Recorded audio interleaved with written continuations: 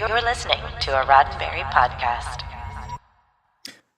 You know how we all feel like we're the stars of our own story? Well, if you call this show, then you're definitely the star of this story because we don't know what we're doing. Oh my gosh, it is Monday night. It is 7 Pacific, 10 Eastern. You are there, I hope. We are here. Maybe it's Mission Log Live, and I'm John Champion. And I'm Ashley Victoria Robinson, calling in from a collective Starbase 80, I feel like is what this evening is giving us. But like Lower Deckers, we truly do persist. Tonight, Star Trek Lower Decks continues with its 5th season on episode 8, Upper Decks. Wait, what? That's the opposite of the show. It's so wild. meta. What a crazy time we live in. Click the Zoom link if you're here. Give us a call if you're here at 669-900-6833. Earl is holding it down in the Earl Green Room just for you, where he's also been holding down all of our sanity this evening. Again, that's just one more click of the Zoom link, or give us a call, 669-900-6833. John and I need someone to talk to besides ourselves. Please We desperately need someone to talk to. How about a little housekeeping? How about a little behind the scenes, what's going on? Starting a little later tonight than we normally would. By the way, I love all the comments that have been showing up on our YouTube feed. Okay, more than a few weeks ago, several weeks ago, we decided, no, we're going to move all of our efforts over to YouTube. There were problems with trying to do the multicast stream. It happens, whatever. Just, you know what, we're going to narrow our focus, put the show in one place so everybody can follow everything there. Makes sense, right? Totally makes sense. Tonight was our first attempt at doing a YouTube only show, and guess what? All the permissions got screwed up. And what did we do? Well, we bailed out our old friend Earl Green in the Earl Green Room by the tried and true method of pulling the plug out and plugging it back in again to make the show work. That's what we did. That's the equivalent of what we did. So we are back. Thank you to everybody who has patiently stuck around. I love seeing all the comments from like nearly an hour ago. There was Laura, Cherie, Scott Palm, Ashley Thomas, the other Ashley who people have met. James Kerwin, I heard that you left. You better come back. Let's see who else we got. There's David, there's Alan, there's Jim. Let's see, I think there's another David in there. There's so many people, and they're all rooting for us, by the way. You know, they really want this to be pulled off and done right. I loved that in your summation you admitted that Earl did the equivalent of reversing the polarities in order to get us here today. We had a cross circuit A to cross circuit B, and then that made it all work again. Like it shouldn't have been that easy. It certainly caused us a problem, but here we are, and here you are, and here is everybody else. So yeah, good to see you all. Those of you who stuck around. Paul Harveth, you're back. Icons. Yeah. Icons. So we're gonna do a show. We're just starting a little bit late. That's all. And at least all this is hammered out for next time. Tell you what, Ashley, before we get to the recap and the actual show, let's talk about what's coming up in Roddenberry Podcasts this week. This week on Mission Log, don't miss our discussion about Star Trek Voyager Alice. I'm back with Norman Lau to discuss that one, so do not miss. And a very cool show this week on genealogy. They've got a one-off. It's a Gene Roddenberry script for an unsold pilot called 333 Montgomery. And look, while the show didn't make it, you will most certainly recognize one of the co-stars who went on to fame in another of Gene's productions. So check that out at missionlogpodcast.com to get the latest genealogy and hear what all that fuss is about. And what else we got coming up, Ashley? My fave, as always, Mission Log Prodigy drops tomorrow with very special guest shows creator Dan and Kevin Hageman. They're geniuses. We've been trying to get them to talk Prodigy with us for ages and ages. I'm so psyched to listen to that myself. And if you aren't ready to say goodbye to Prodigy just yet, that's because you're clearly a person of excellent taste. Yes. You will enjoy hearing these insights from Dan and Kevin. They're amazing. In conversation with Shar and Marina. Don't forget that you can also watch the video premiere of Mission Log Prodigy each week. See everybody's beautiful, sexy faces at youtube.com patreon.com/Roddenberry Entertainment. Our favorite place on the internet. I know it's your favorite place too. Trek Files remains on hiatus. It will be back. It will be back. Yes. We rest so we can be better. Exactly. Follow all these podcasts. Behold all of our shenanigans at podcast.roddenberry.com. Make sure also that you're liking, subscribing, clicking the bells for all this content that you have here on the ever flawless YouTube at youtube.com/Roddenberry Entertainment. Like this video you're liking right now. We could use the likes, my friends. Please like this video. Exactly. All right. Well, without further ado, let's meet the upper decks. The Cerritos is stationed in the rings of Bungar 5, studying some Buhgoon space creatures. Meanwhile, the lower deckers carve pumpkins while discussing who the real stars of the ship are. Yeah, they think it's them. Meanwhile, the bridge cruise day kicks off with Dr. Atana announcing that she's cured Barnes of her futuristic cave woman transformation. But the captain has bigger problems, like crew complaints about Tana's non-existent bedside manner, and Shaxs is having an existential meltdown right there in the meeting and asking for a much-needed day off. Ransom heads off to escort a Grazerite specialist, but they walk in on chaos as the Delta and Beta shifters wrangle a Buhgoon into the shuttle bay, which promptly cloaks itself, surprise, and starts knocking over everything in sight. Ransom tries to inspire the ensigns with a story about beating Big Wave Tommy in a surf-off, but no. Meanwhile, Shaxs is wrestling, literally, with his own demons, the image of himself from long ago on Bajor, and another more recent visage. His quarters turn into a one-man holosuite of PTSD as he battles memories of the Cardassian occupation and apparently his astral double.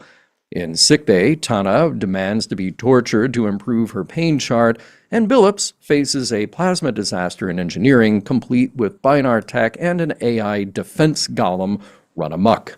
Captain Freeman is enduring all kinds of torture of her own, a parade of crew weirdness, including a Barnes cave woman sousaphone recital, a rather messy fertility ritual, and Winger Bingston Jr.'s 7-act one-man show.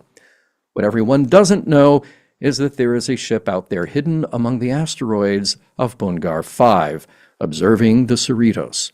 Back in the shuttle bay, the Buhgoon chaos continues, and Ransom starts using exercise as metaphor and to clear his mind. But yeah, the crew still aren't learning from his methods. When the Grazerite specialist is knocked over by a Buhgoon, his disguise starts to fall away, revealing he's actually a Clicket, leading an infiltration across the Cerritos. The Clickets want the Buhgoon cloaking organ to take over the quadrant and possibly eat what's left. More Clickets beam aboard, targeting senior officers. Ransom, though, like Baxter before him, was working out so hard that he missed all the noise. In fact, he fell asleep right there in the shuttle bay. The Clickets close in, but Cerritos fights back. Barnes takes down Clickets with her sousaphone, while Tana is seemingly impervious to a phaser blast. Shaxs adds Clickets to his mental Cardassian kill count. Eventually, the captain remembers a crucial fact. Clickets can't handle compliments, so she flatters them into retreat. Even Ransom, by falling asleep, has brought Beta and Delta shifts together to corral the loose Buhgoons and defeat a Clicket of their own.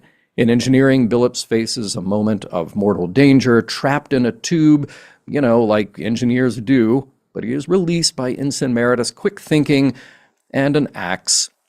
Captain Freeman returns to her packed schedule only to be surprised by her husband showing up for an anniversary dinner in Paris, or by way of the holodeck. When everyone decompresses at the bar, the lower deckers, still oblivious, emerge from their pumpkin carving party. Mariner remains convinced that they're the stars of the story, and the rest of the gang fill her in on what they've seen, like her mom and dad heading off to a romantic dinner. Even T'Lyn can't help but drop a joke aimed at Mariner's ego. Boom. The end. It's such a good joke. That was a great joke. Are you still thinking that T'Lyn is Mirror Universe? Or, well, Mirror. She's the slightly alternate, Yeah? I do. I think we've seen a lot of stuff that points towards adjacent universe, timey-wimey. I Mhm. know for personal reasons a little bit about what's coming up in episode 9. Okay, okay. Um, and Stay tuned I, next week, everybody. Don't miss yeah, it. Yeah. no, next week is gonna be Uh-huh. so much fun, my friends. Off the hook. It's gonna Yeah. be so much fun. Yes, I do. I do still think this is not our OG T'Lyn, but T'Lyn has evolved into being like one of my favorite characters on the show, and to give her a punchline like that was an absolute gift. But I will say, in my opinion, Ransom ran away with this episode. He was my absolute favorite part. And he was great. Okay, one of my notes, because I just write down any fool thing that just captures my attention. But I love the announcement of the ransom roll. Yes. He's gonna do that. He had a lot of great moments. Do you think that it was his plan all along? Like, is this a thing that he's done before? Like, I'm gonna tell a boring story about working out and then look like I fall asleep, and that'll make everybody do the work that they should be doing, or is that just dumb luck? I definitely think that this is the ransom effect. This is the ransom Okay. approach. And Okay. I'm possibly biased into thinking that because it makes him way smarter and way more likable than I think he was designed Right. to be when we first, like in season 1, a lot of these upper deck characters were sort of right, we're inverting the dynamic here, but they were designed to just be sort of one personality trait, not real human beings. And I've really enjoyed watching Ransom turn into a human being. And this was Yeah. such a cherry on top. And Jerry O'Connell really gives a great performance. So when he like shuffles awake at the end out of his reverie, I was like, oh, that's so cool.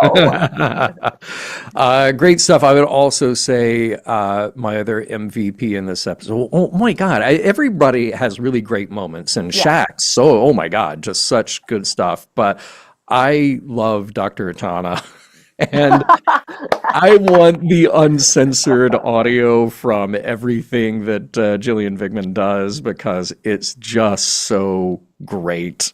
But Yeah, oh a my God, Paramount, like, I'm begging you. I just want those, just the audio, just the takes. We yeah. don't need animation over them. I just want the 10-minute runner of bonus features where I can hear all the filthy things being said. Make it an Easter egg on the Yeah. Blu-ray set. That's what I need. But oh my God, she's so good. Well, I tell you what, let's go to our first caller. Still time to call in. I know that we're off our normal time, and a lot of people had to leave. That's okay. Now is your time to call in. Hey, if we need to cut a little bit early tonight, that's okay. Everybody's got a bedtime. But let's go to our first caller, David. David calling all the way from the Northern Lights. Beautiful. What's All the way happening? from my homeland, it looks Yeah, like. right? Well, I thought that I'd choose this background because it must be something affecting the broadcast. Yeah, It must exactly. be, Well said. Yeah. well, and I haven't used Zoom for many, many turns. And I go in there Yeah. and see, oh, there's this animated Northern Lights sort of Borealis thing going on. It must be Right? that affecting the broadcast. Mhm. So Yeah. that was an Yeah. idea. To be truthful, I joined because I figured you need callers, John. And Yeah. I don't usually call in. I usually watch the Lower Decks episode once, as is the case here. I watched Yeah. it once. And I really did like it. My trouble is remembering enough about it. But I will say I remembered the rocks. That part was Oh. very hilarious. Oh my God. Okay, Um, the rocks. Let's talk about that just a second because, again, it's one of those moments. Look, I know that on Mission Log, we haven't invented every observation, but I feel like this has been a running thing in Mission Log, is talking about the rocks. And I like to think that there are people at Lower Decks who have been listening to Mission Log and go like, you know what, the rocks are kind of weird. So the fact that they address the rocks, brilliant. And there's an inside joke there as well on top of the joke. Did you notice that they refer to them as Cordry rocks? And Marion Cordry, the fabulous Marion Cordry, is part of CBS licensing. So that is super cool that she gets a name check for just one of the weirdest things in Star Trek.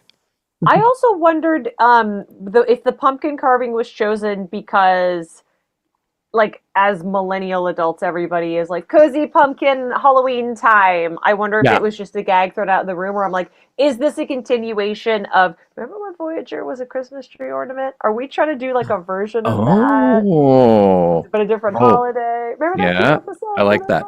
Well, I wondered if they had originally thought like, oh, this episode we want it to air around Halloween Yeah. time. Could have been, but of course things got thrown off by the strike and who knows whatever else. But yeah, why not? Why not? A couple other but- observations that I Yeah. had was especially about the Shaxs. Shaxs just played a real central role, I think, in this one. Yeah. So he goes in to meditate, and some version of himself splits up. Of course, any great Star Trek character has to have his soul, his body split into. Right. And he starts fighting himself, of course, because that's just funny. Well, they missed a golden opportunity here to the old TOS fight music. Oh. It just yeah.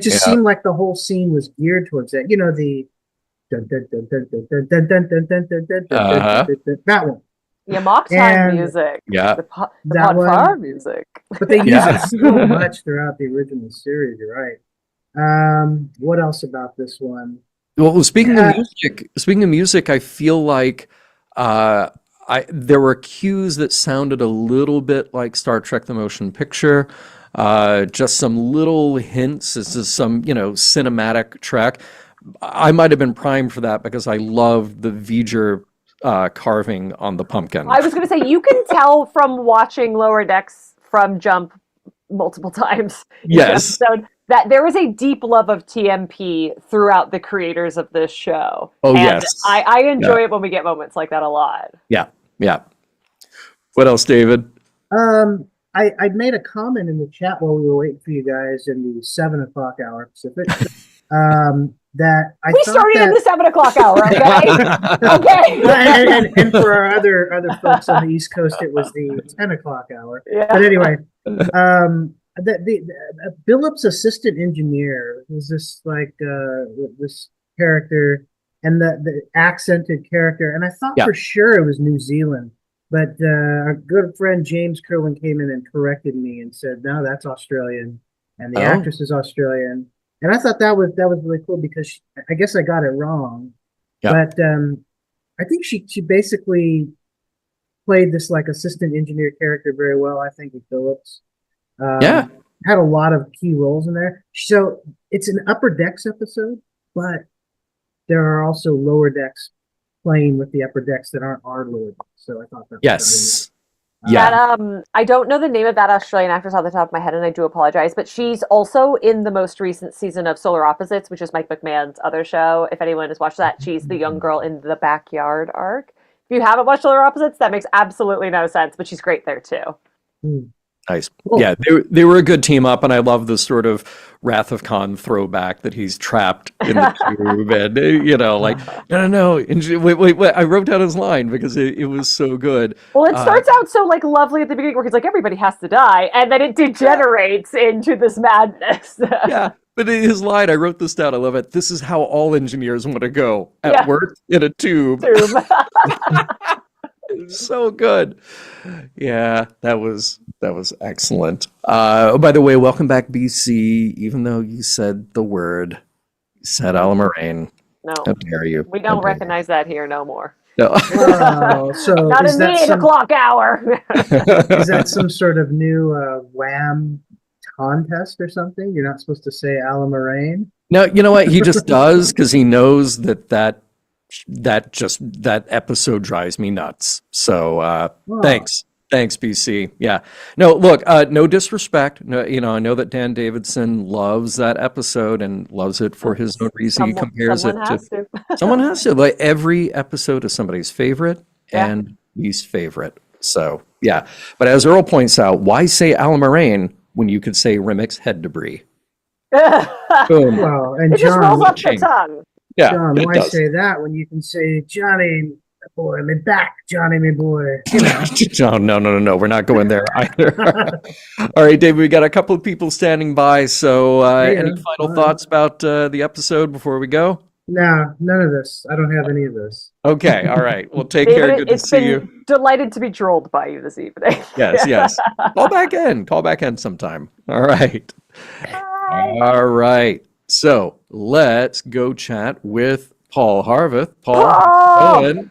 What's up, ladies and gentlemen? I am going to do Hey. the Discord ad. How about that? Nice. it. Yeah, Yeah, please. Discord. Let's do it. Yeah.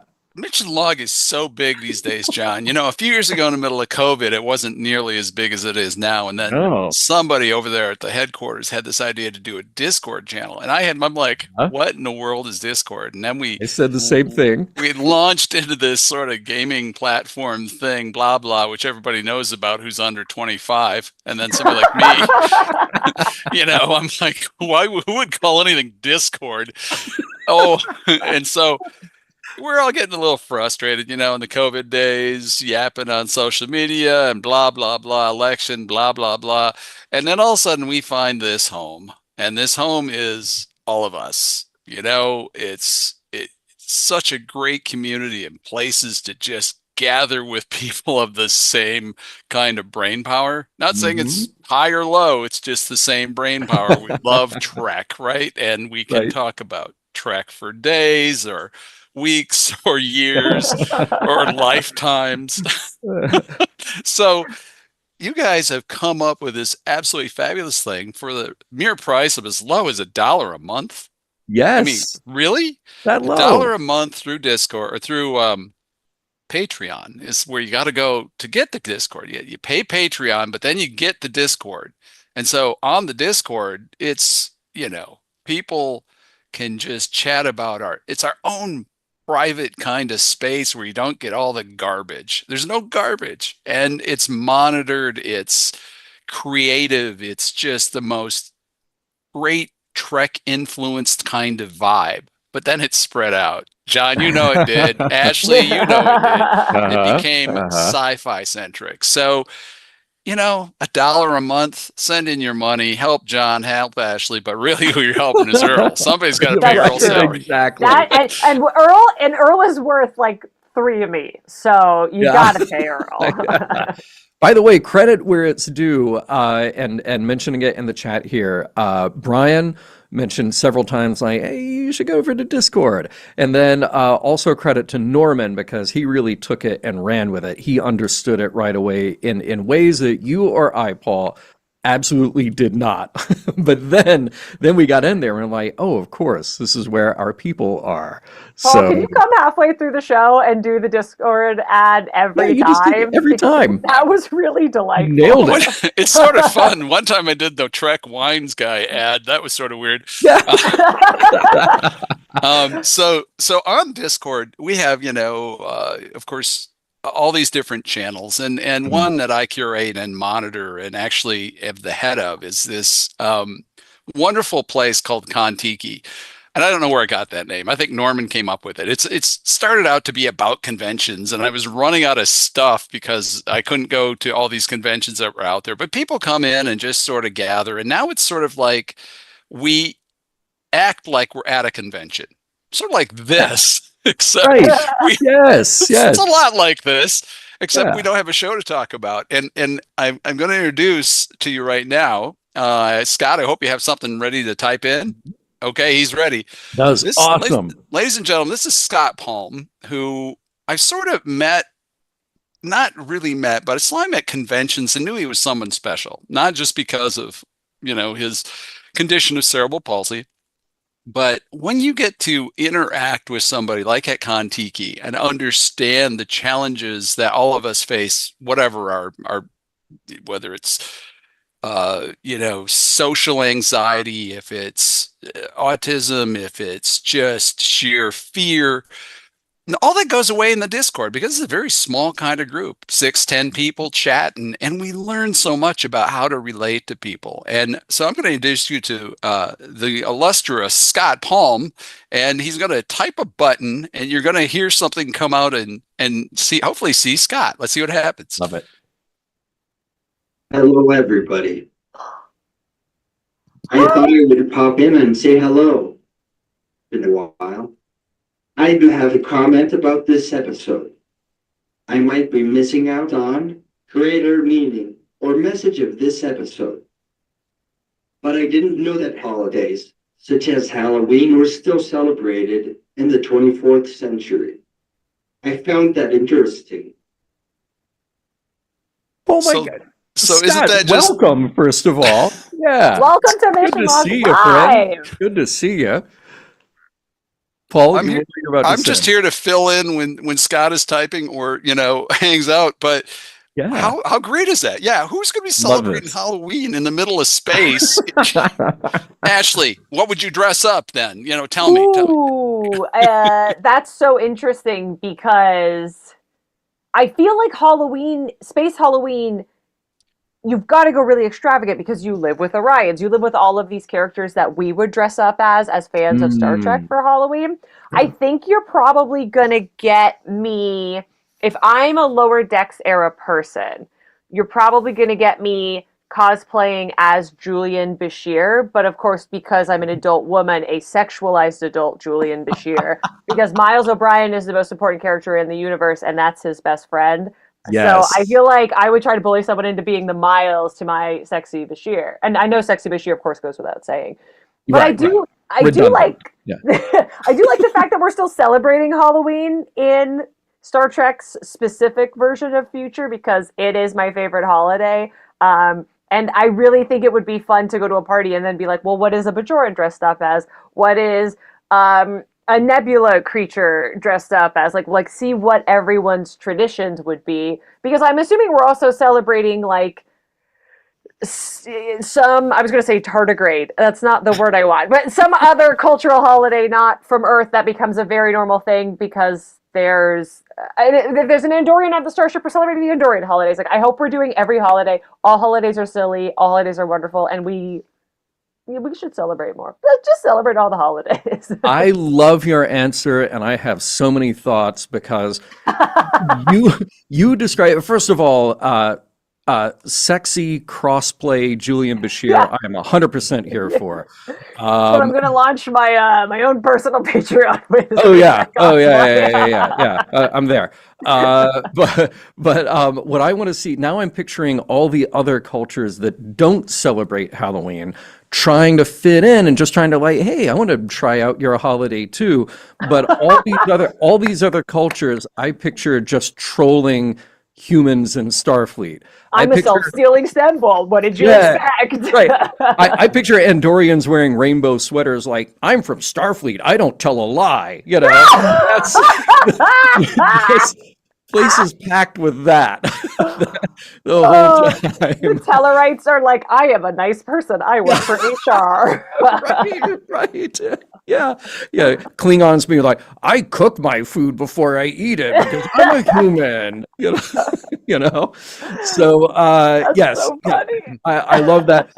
Kerwin pointing out in the chat. Okay, we did have reference to Thanksgiving in the original series I believe because Christmas as well. yeah, well, you hear something went on with Kirk at the Christmas party, the science lab Christmas party. We know that. We don't know exactly what happened, but something went down. And then we know in Charlie X, when you hear the voice of Gene Roddenberry calling back over the intercom saying, like, all of a sudden the meatloaf turned into actual turkeys. So that was the thing. He also mentions the Hindu Festival of Lights in TNG. So, Diwali. yeah, good call. So there are holidays around. Halloween is such a weird one, though, and weirdly specific for for a crew on a starship to be celebrating and doing something specific like carving pumpkins. Yeah. But I love that they're doing it. It's a random thing for them to be doing. I think They are the majority humans, right? Like we have Boimler, Rutherford, and I was going to say and Tendi, and Mariner. Yeah. I'm getting Tawny's name all mixed up in my brain. Like they're all humans, so presumably it's their influence over at least their group of friends, right? That's led them to being like, Tendi, Tlin, please come and carve pumpkins with us. Yeah, which is really sweet. Like, hey, we're gonna do this thing. My answer to the costume question is Trelane. Please. Every year, Trelane. Oh my god. Because I Just think the Beatles coat. yeah, because I think you should troll any godlike creature if you have the opportunity, if you're in the 24th century, and there's a possibility that they will visit you and be peeved by you trolling the godlike creature. I think that's great. So Paul? if I may, I'm going to Yes. chime in right here and continue. I'm just going to continue with the Discord commercial. Oh my God! John, you know what happened? What? This amazing thing happened is that we continued the Discord community live in Las Vegas now for the past 3 years. Yes. And indeed, there is a place where we could have sexy cross-dressed Julian Bashir wannabe Ashley join us if we could somehow get her there, Yes. in a car or a wagon, a horse even. That would fit right in. Right. Just come on over to Vegas. We've held this party past 3 years, and we get to meet each other in person, which I got to tell you, the first time you meet some of these people in person, you're taken back by they're bigger than their TV screens are, or they're That's smaller true. than their TV screens are. So Yes. some people are taller, some people are shorter. Even last year, I brought Scott to the party via phone. I was carrying him around via the phone, introducing him to everybody. So, Ashley, your idea of the space Halloween is actually an intriguing one. Summerween 2025. Summerween, yeah. Summerween, exactly. But it's got to be sexy, so we got to get them gams out if you want So to. we got to get Don't you have to tell there. me twice. Yeah. we would absolutely love to import you somehow. I don't know, via stick you in a box or something. Ride with John. Well, it was so funny when you were talking about like people are bigger, and I was like, everyone's like, you are shorter than I thought you were, and it's just because I have such a big personality. Exactly. Well, Wouldn't you are want it any Canadian, other way. so we will give you that. Yeah.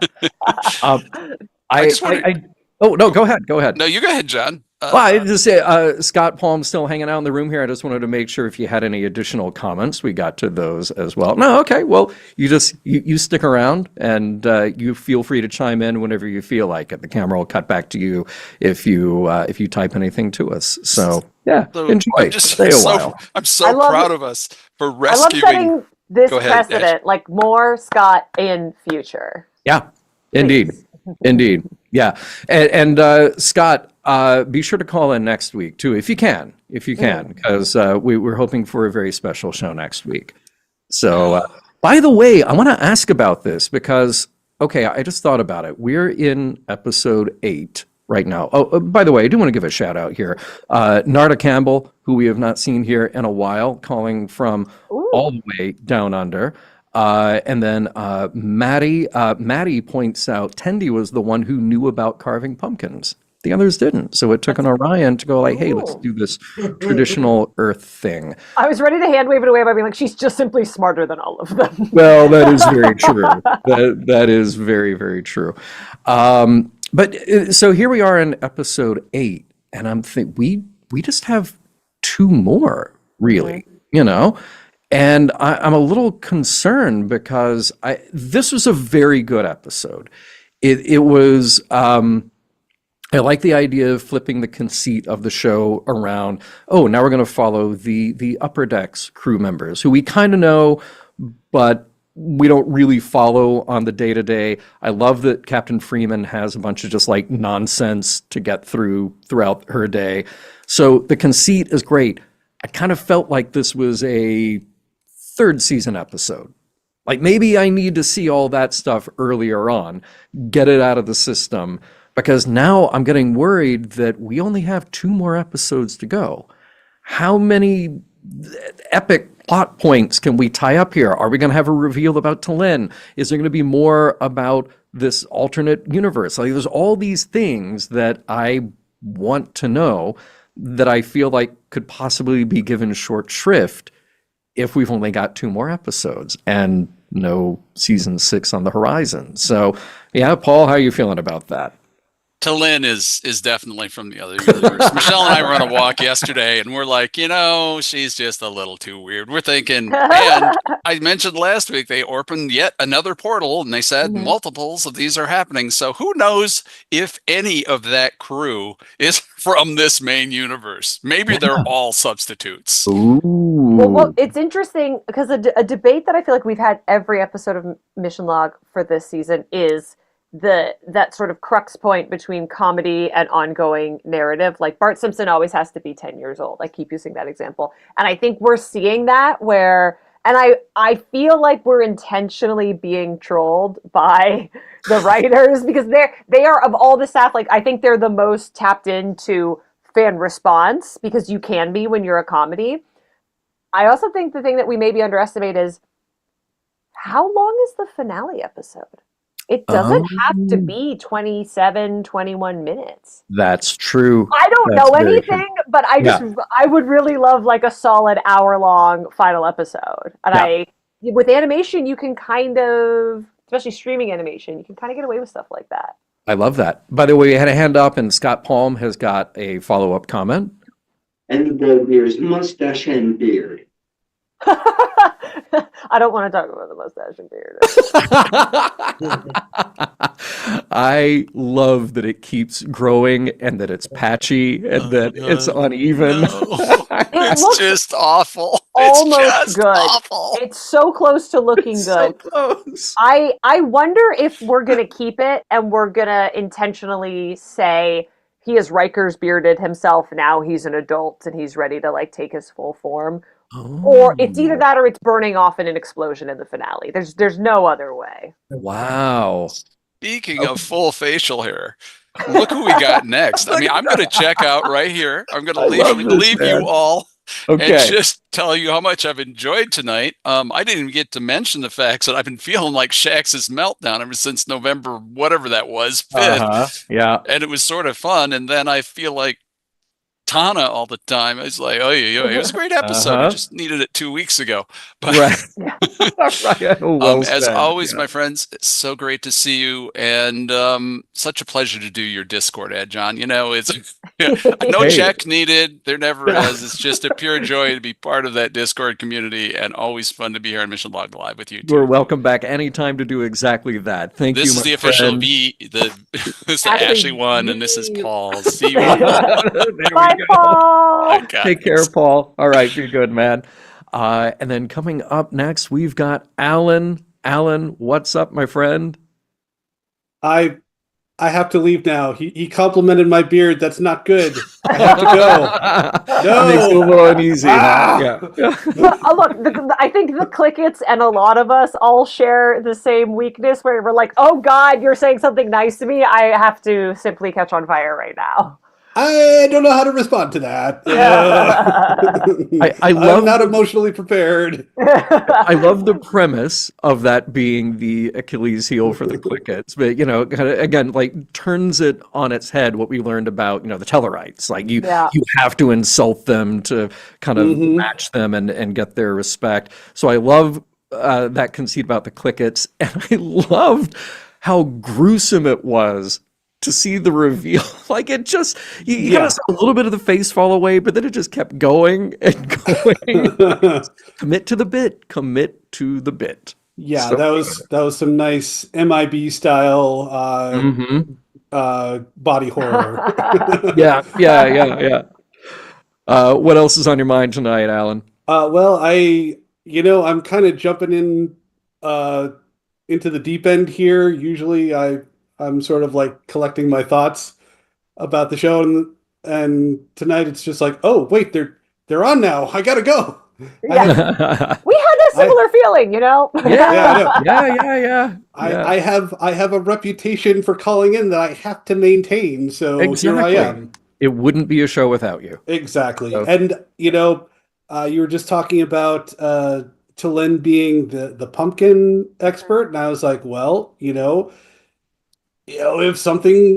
if there's a tradition that has to do with carving things with knives, Ryan is probably good at it. Oh yeah. Tendi did do that. Yeah. Good point. And you have to have somebody who has the enthusiasm that she does to get other people on board. So Oh, sure, yeah. like that.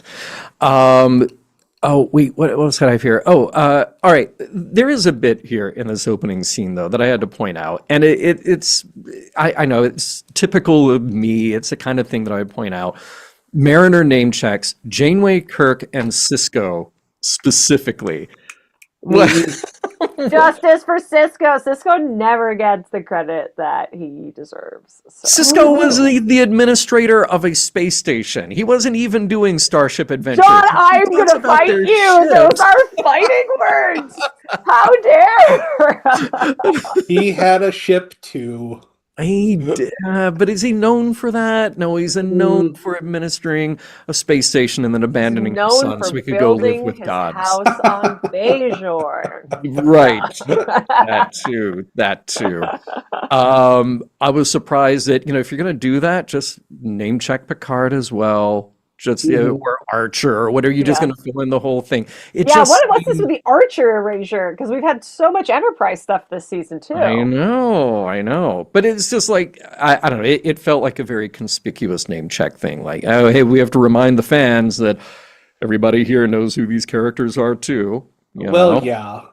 There is a little bit of that. I don't know if you guys have mentioned it, but I will say that I found the. Oh, isn't this wacky that we're the stars of the show?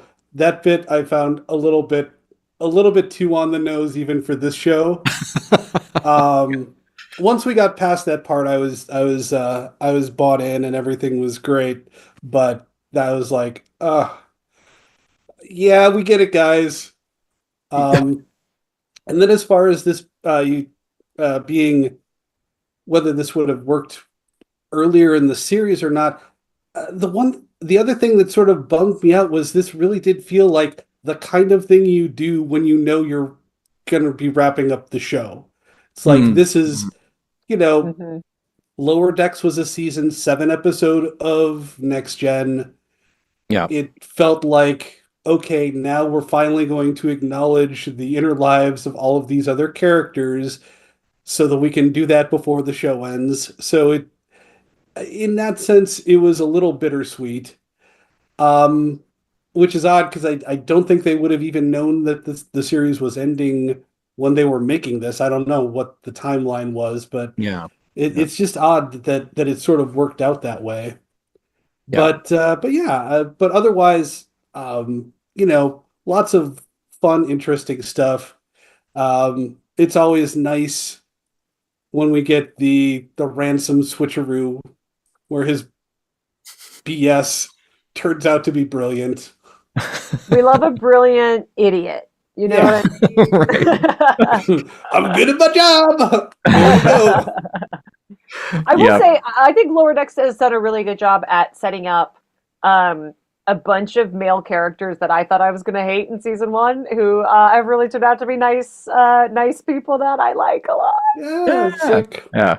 Just subverting every expectation we've had for everybody from day one. We are aggressively progressive, I guess. Yeah, really. We are going to respect the hell out of you. Sorry. Whether you want us to or not, god dang it. Yeah, I know. I was going to say during one of our lengthy Discord plugs that the fun thing about the Discord too is there's swears over in the Discord. Oh yeah. That's very true. I think I censor myself there more than I do pretty much anywhere else, though, just because it's more fun that way. Yeah. By the way, Alan, I think it was BC here in the chat pointed out that this is your 101st call-in. Hey, I haven't even been on that many episodes. I knew I had to make it. Wow, bravo. Congratulations. It astonished me when he posted that chart of most frequent mission log live people, and I happen to be we are number 1 and number 2, John. Excellent. But you are the most musical of our call. So that you definitely take the cake on that one. So thanks for being that guy. I try. It always helps to have a bit. Yeah, True. It does. It does. And thanks, of course, to Brian being the master of these statistics. So we do appreciate that. Any other thoughts on the episode tonight? I'm trying to look here to see if there are any of my super important notes that I didn't get to. The Joshua Tree, the ever-growing California references. Yes, very good, very good. Out loud. Yep. Do love that. No, I'm I think like you, I am interested to see what the final 2 episodes give us as far as wrap-ups and conclusions, not just for this season, but for the series as a whole. Yeah. I know I've been heavy on the where's transporter clone Boimler track. If it happens, great. If it doesn't, then that's a consequence of no season 6. If it doesn't, I'd like to get you to be really aggressive, like Batman. You're like, you know how Batman goes, "Where's Harvey Dent?" I want you to be like, "Where's alternate Where's William Boimler?" I would like to see that. For me. Yeah, I would love to see you do anything approaching Angry Scary. Well, and over and over again, Lower Decks has shown like they can really stick the landing, and they can really show character growth in these long arcs. I thought Tendy's arc going between season 4 and season 5 was great, and in the past we got so much growth from Mariner, which we had to. They really had to grow her a bit, and then Boimler we've had these nuggets about him all along, but now I feel like we just got 2 episodes left. Like, how much of this are we going to mine, and are we missing things with other characters like Ashley, Tendy, and Rutherford? Like, where's my kiss? Right? Oh yeah. Yeah. There's hope there. All right. Hold on to that hope. We got 2 more episodes worth of hope. Thank you, Alan, for backing me on this. I will. If whatever gets you through the day. if that's the carrot, go for it. That's the carrot. That's the carrot. Right. Excellent. Well, Alan, thank you so much, and we'll do this again next week, and we'll do it on time, just to surprise everybody. How about it? All right. Bye, Take Alan. care, man. Be good. We also, Scott snuck away like a thief in the night, so a very belated bye, Scott. Thank you for joining us. Yes. Irish goodbye from Scott Palm. Sneaky like that. Yeah. All right. Take care, Alan. We'll see you next time. Have a good one, guys. By the way, I think it's directed at me. Kerwin calling me out in the comments here about Cisco versus we name check Kirk and Janeway, and Kerwin saying that was his job, being an administrator on a space station. Cisco punched Q. Picard hugged him. Yeah, I get it. And then Paul Harvey filling in, Q liked Janeway, which is true also. But I mean, here's the thing. Mariner specifically is naming off captains of ships. She's talking about all their ship adventures, So I just thought like somebody who was more known for being on a ship. That's all, right?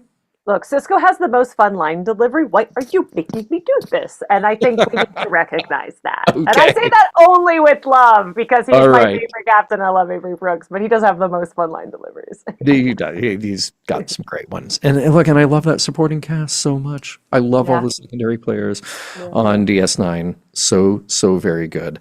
All right. Well, thank you everybody who stuck around and decided to bear with us while we were late. I promise we won't have that problem next week. What a delight, though. What a delight tonight was. Thank you. Yeah. Thank you, John. Thank you, everyone. This was so much fun. Oh my God. We just, we got to do it because we tech the tech, and then we got to show up and do a show. Did we not get to any of your very important observations? We got to most of my observations, in fact. I did think that the ending was super, super cute. This is like Mummy Freeman and Daddy Freeman having their anniversary was so adorable. Billups wanting to fix the light was adorable. Like everyone, all these upper deckers got really cute endings, but We did. My most important note, which is all in caps, is just says Joshua Tree. Yeah. I thought it was a nice little, maybe not so subtle reference to the We'll Always Have Paris episode of for sure. TNG, just the fact that they were there. And, I thought that was very cute, just like a thing that continues to happen on starships, because why not? Because Paris is great. Awesome. Well, thank you so much. And with that, Mission Log Live is produced by Roddenberry Entertainment. Technical production on Mission Log and Mission Log Live by the indisputable Earl Green. Be sure to visit podcast.roddenberry.com for the latest from Roddenberry Podcasts. If you would like to support Mission Log directly, give us a look at patreon.com/missionlog. Thank you again to my guest co-host, Ashley, and thank you to everyone who joined us live or later. We look forward to seeing you all for more Lower Decks next week. This is a Roddenberry podcast. For more great podcasts, visit podcast.roddenberry.com.